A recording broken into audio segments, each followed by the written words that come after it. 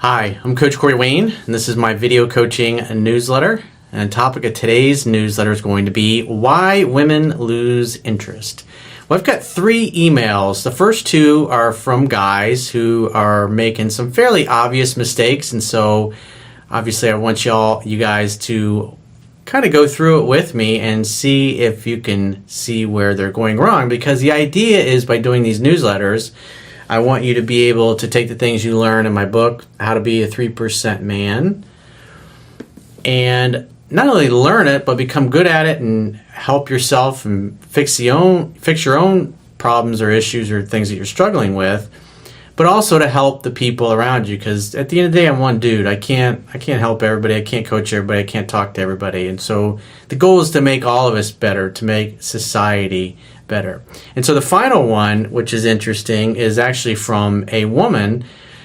And what you get to see from her perspective is she started out having kind of an open relationship, sex playmate type relationship with this guy who apparently is an avid follower of my work. And it's really interesting how she figured out that he's an avid follower of my work. And now she wants something more serious. So what you're going to see is 2 guys pushing a little too hard, over pursuing a little bit, over texting in some cases, not displaying confidence and masculinity and mystery, and how it turns these 2 women off that they're involved with.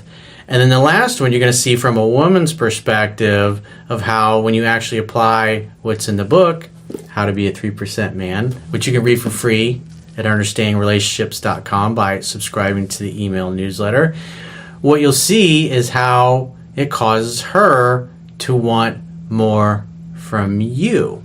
Because remember, feminine energy is all about bonding, connecting, opening up to receive love, dating, relationships, commitments, those type of things. And the man is supposed to focus on his mission and his purpose in life and just be awesome and create a great life. Because when you create a great life, you're going to encounter women in the process of living your life that might want to come and play in your little kingdom.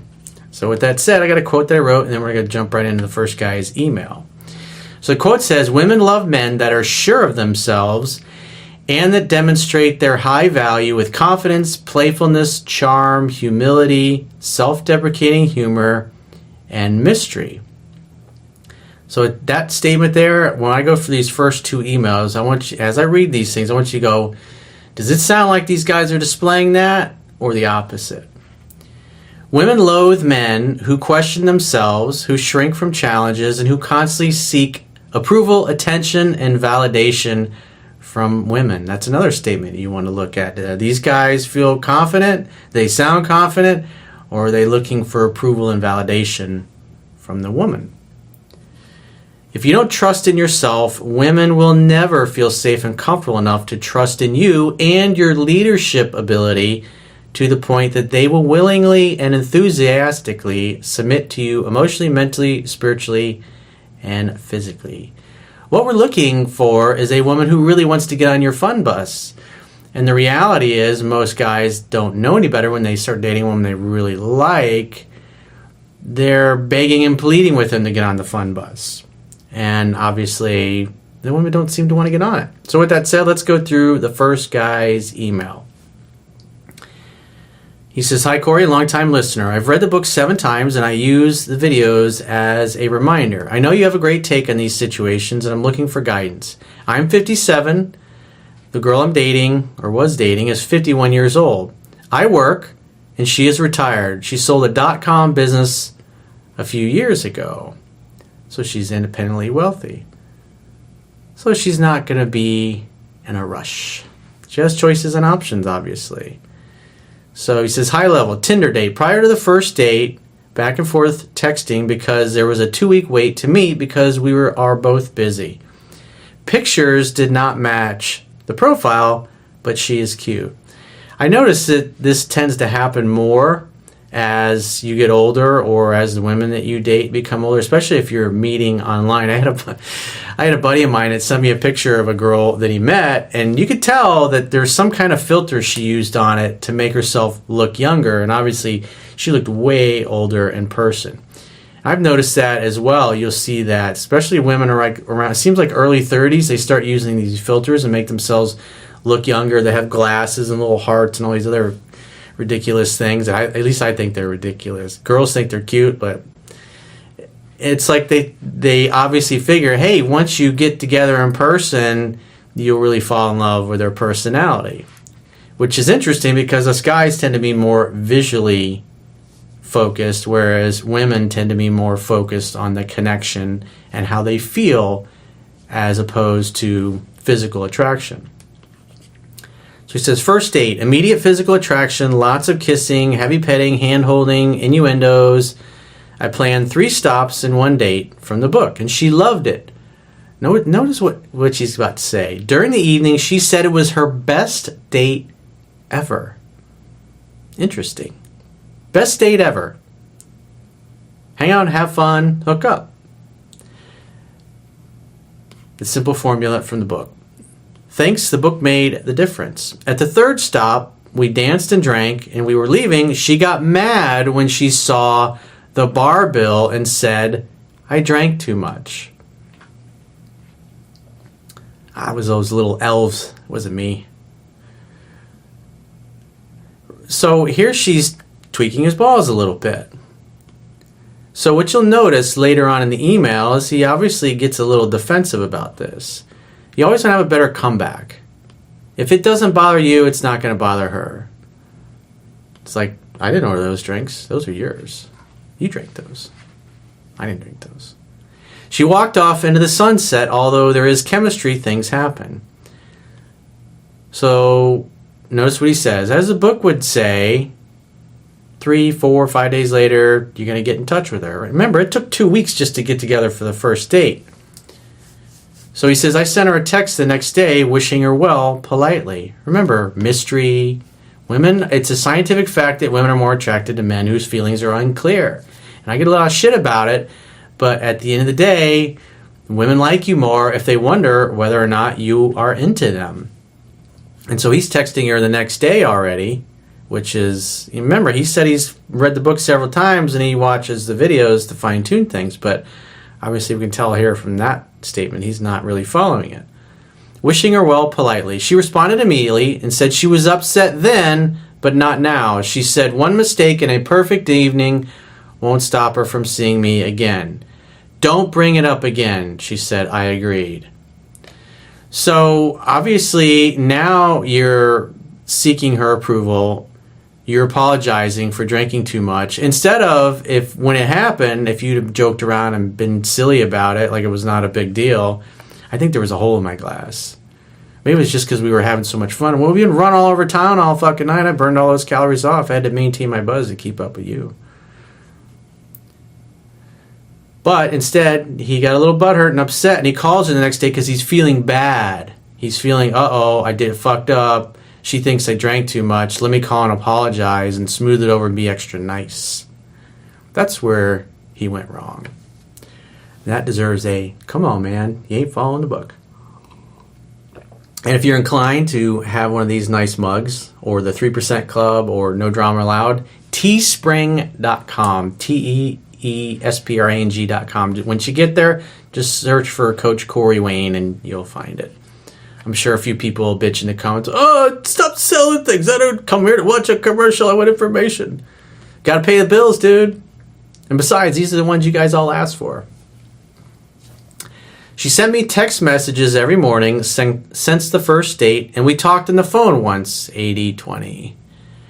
What is the phone for? Setting dates.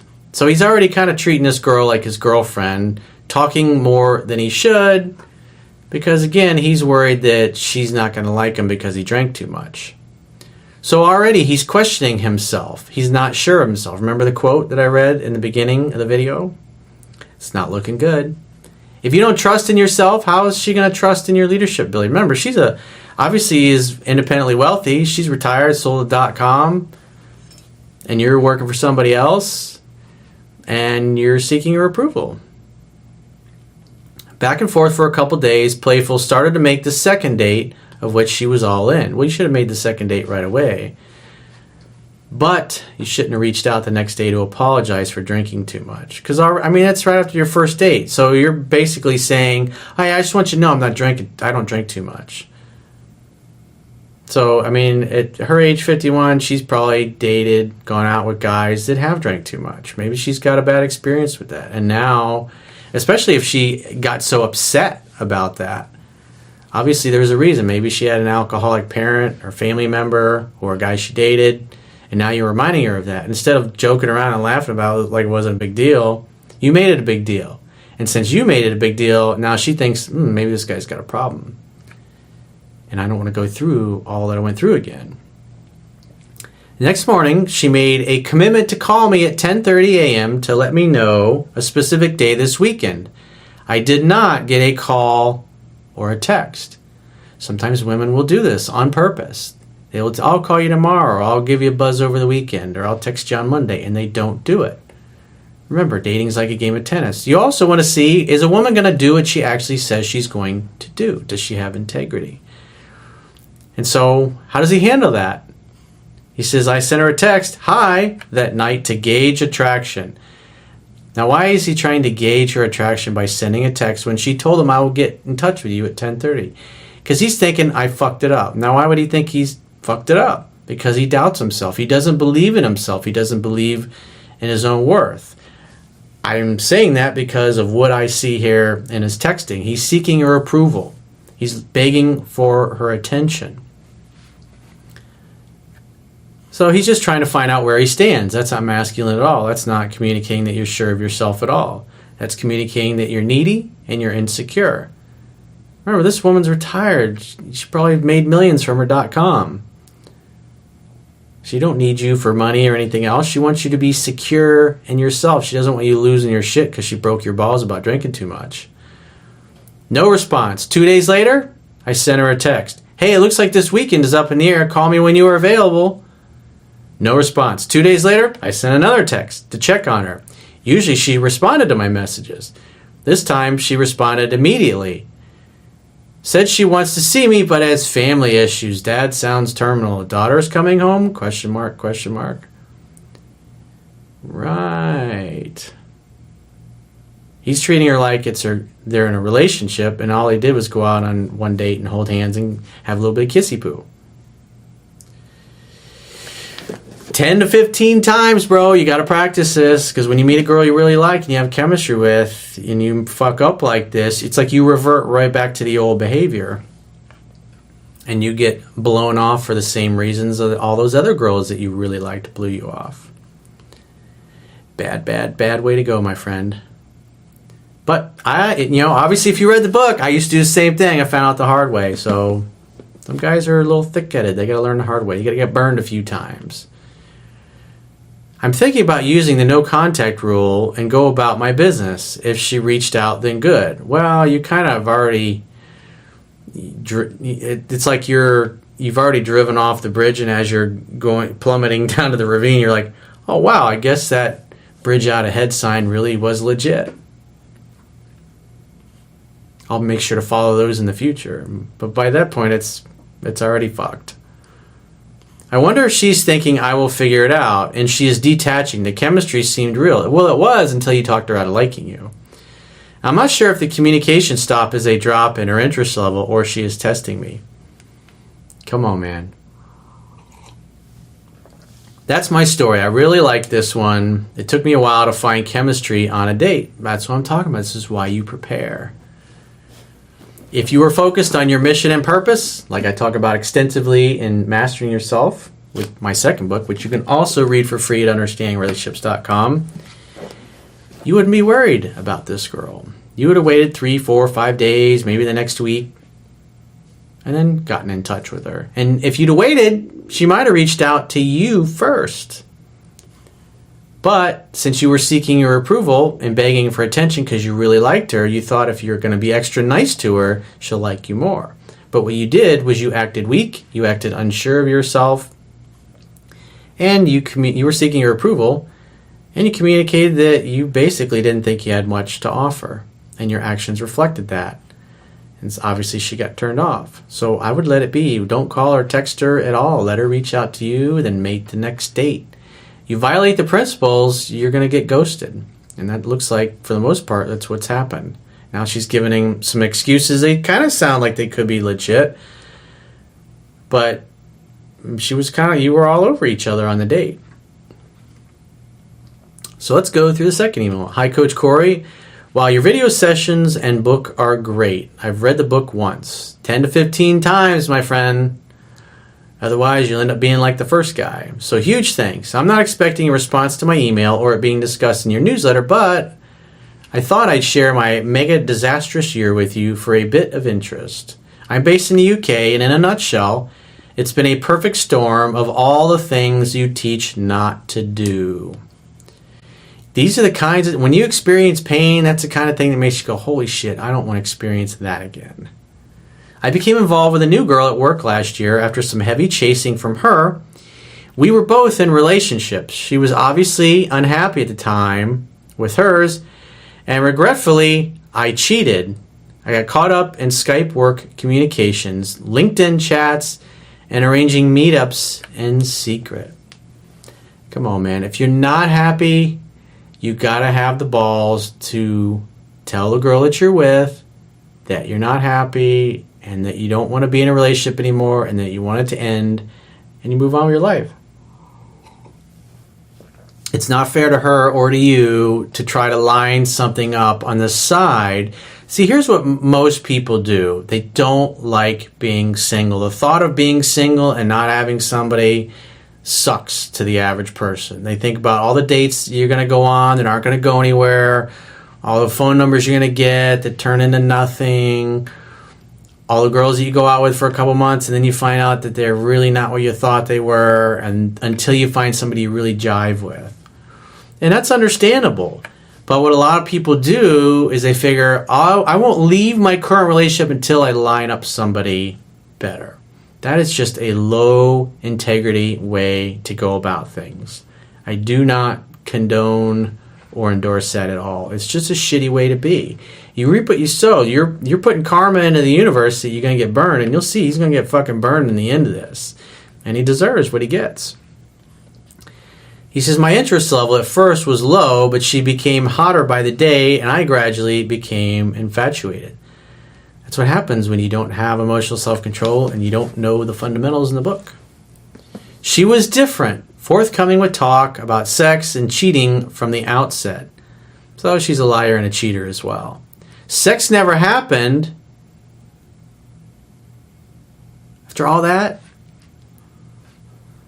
no bumping uglies? You didn't get to beat up her pelvis? But many nights of heavy kissing into the early hours in multiple bars in my city.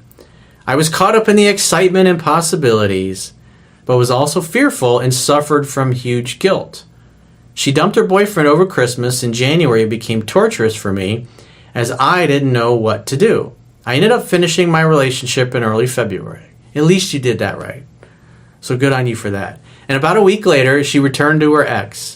My neediness had become apparent. There were red flags all over the place. She even admitted she was manipulative, and I ignored it.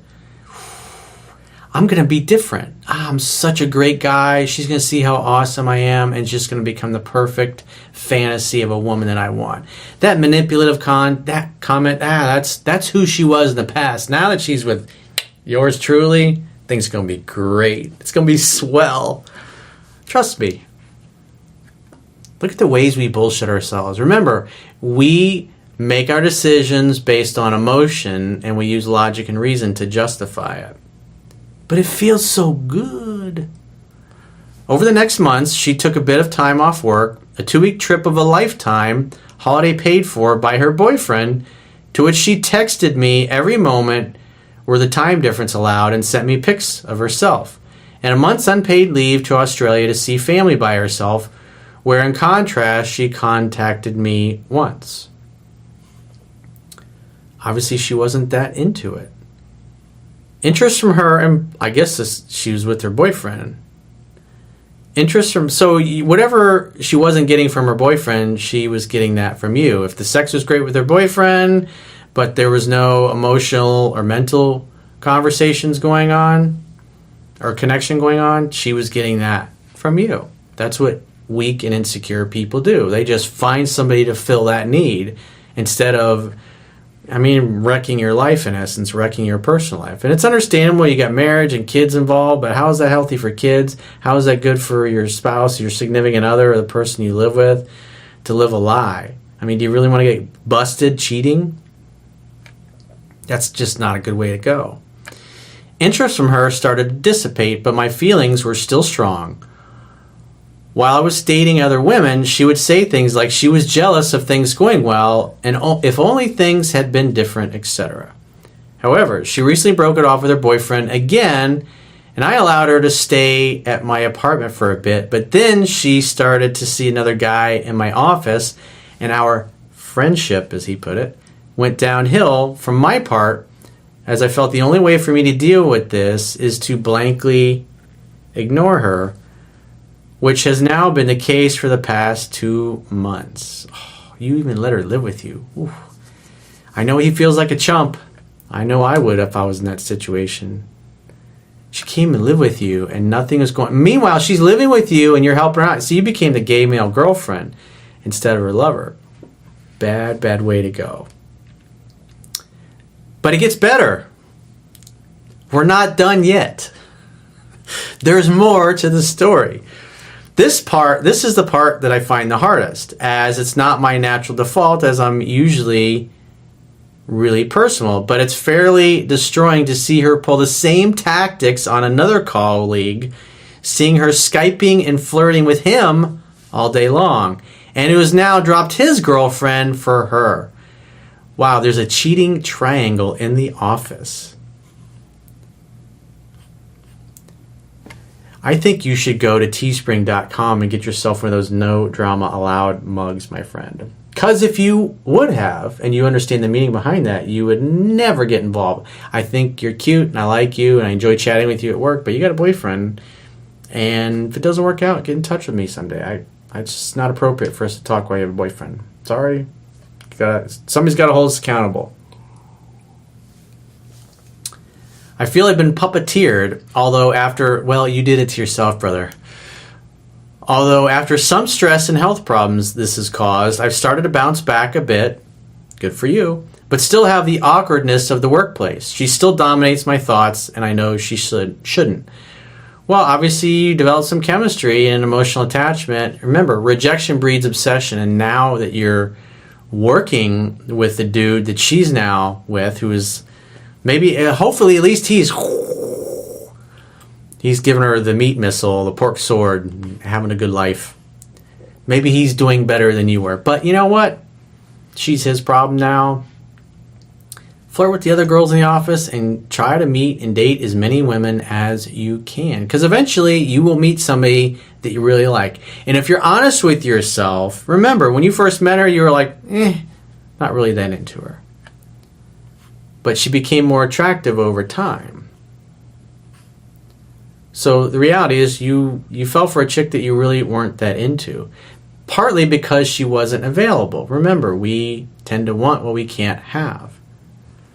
So with that said, let's go through the last email, who is from a really cute girl. She was nice enough to send me a picture. I wonder why she would do that. Hey, Coach Corey. As a woman, I can really appreciate your work. I know most of your advice is for guys, but I'm hoping your experience can shed some light for a gal. Some history about me. I'm a 26-year-old woman. I've included a pic below. Ding! I'm the blonde, who's recently divorced, and I have a 6-year-old daughter. My ex-husband and I were high school sweethearts and began dating when we were only 15. We had our daughter when I was 20 and married a year later, but the marriage was fraught with problems, constant arguing and bickering. Well, that doesn't sound like much fun. Men who understand women don't argue with them. But you guys were young, it happens. The marriage only lasted 16 months, but I was still deeply in love with him. A month or so after the divorce, I was having a girls' night out at a local club when I met an amazing man whom would become my playmate, LOL. In other words, no strings attached sex. Sex playmate, friends with benefits, open relationship, whatever you want to call it. He actually, now listen to this. He actually approached me on the dance floor and had such an air of confidence about him that he transfixed me. He's 36, an Air Force vet, holds down a great job, and is an aspiring actor and writer. We went on to become the proverbial friends with benefits and have a more or less no strings attached relationship. Hang out, have fun, hook up. We both preferred it that way since I was still very much emotionally hung up on my ex. This friends with benefits dude sounds like a smart guy. Wonder where he learned all this stuff from. Trouble is, I was still seeing my ex on and off, but Bob, his name's not really Bob, but we'll call him Bob, seemed totally cool with it and understood that me and him weren't anything